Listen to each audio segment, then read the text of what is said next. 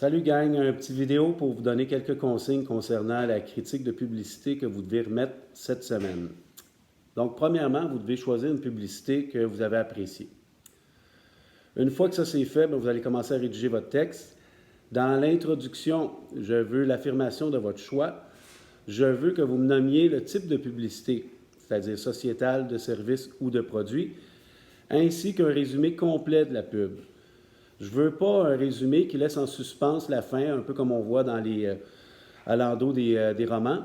Je veux un résumé complet, donc le début, du début à la fin de la publicité.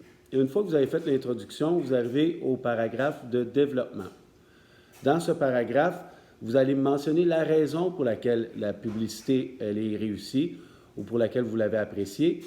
Et vous allez suivre ça de 2 preuves qui viennent appuyer votre raison. Là, c'est important de ne pas se mêler et de mettre plein de raisons avec peu de preuves. Ce que je veux, c'est une raison qui est appuyée par 2 preuves. Dans l'écriture de la première semaine, il y a plusieurs élèves qui ont choisi le numéro 2, c'est-à-dire le conseil sur une télésérie ou un roman ou un film. Et là, il y en a plusieurs qui m'ont dit ben c'est super bon parce que les comédiens sont bons, parce que c'est drôle, parce qu'il y a de l'intrigue. Ça, c'est plein de raisons. Pour la critique de publicité, je veux que vous choisissiez une raison et que vous l'appuyiez par 2 preuves.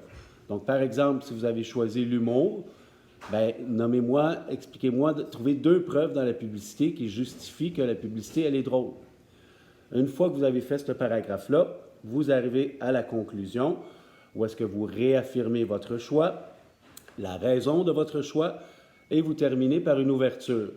Une ouverture, ça veut dire c'est une piste de réflexion que vous laissez au lecteur qui n'est pas mentionnée dans votre critique jusqu'à présent. On peut facilement faire ça sous forme de question. Petit bémol là-dessus, en secondaire 4, on l'accepte plus ou moins parce que c'est un peu facile. Par contre, en secondaire 3, on l'accepte. Et voilà. C'est un texte d'à peu près 225 mots. Évidemment, faites attention à vos fautes, corrigez-vous comme il faut. Et j'attends vos textes avec impatience. On va s'en sortir.